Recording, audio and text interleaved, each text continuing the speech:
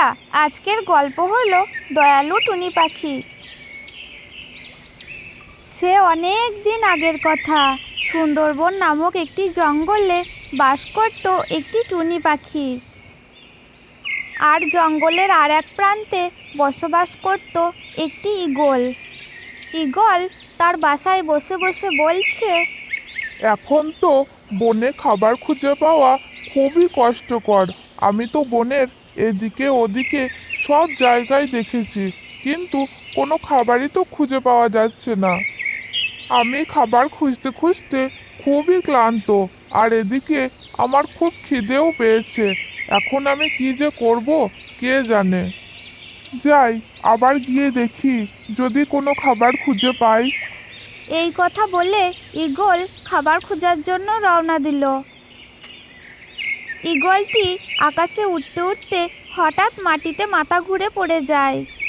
ঠিক সেই সময় ওই রাস্তার পাশ দিয়ে হেঁটে যাচ্ছিল একটি টুনি পাখি। টুনি পাখিটি ঈগলকে দেখে তার কাছে দাঁড়ায়। টুনি পাখি তখন ঈগলকে বলতে থাকে, ঈগল ভাই, ঈগল ভাই, তুমি এইভাবে মাটিতে পড়ে আছো কেন? আমি 4 দিন ধরে কিছুই খাইনি, এ কারণে আকাশে উঠতে উঠতে আমি মাটিতে পড়ে গেছি।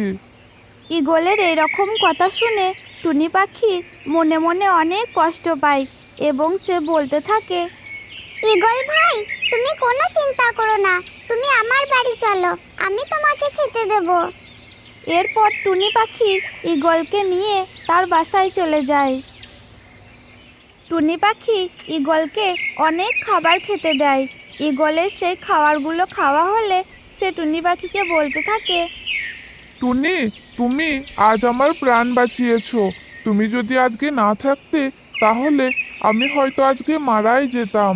সত্যিই টুনি, তুমি খুবই ভালো। ভগবান তোমার মঙ্গল করুক।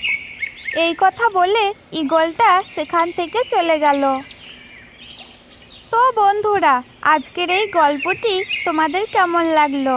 যদি ভালো লাগে তাহলে অবশ্যই চ্যানেলটাকে একটি সাবস্ক্রাইব করে দেবে এবং একটি লাইক করে দেবে। ধন্যবাদ সকলকে।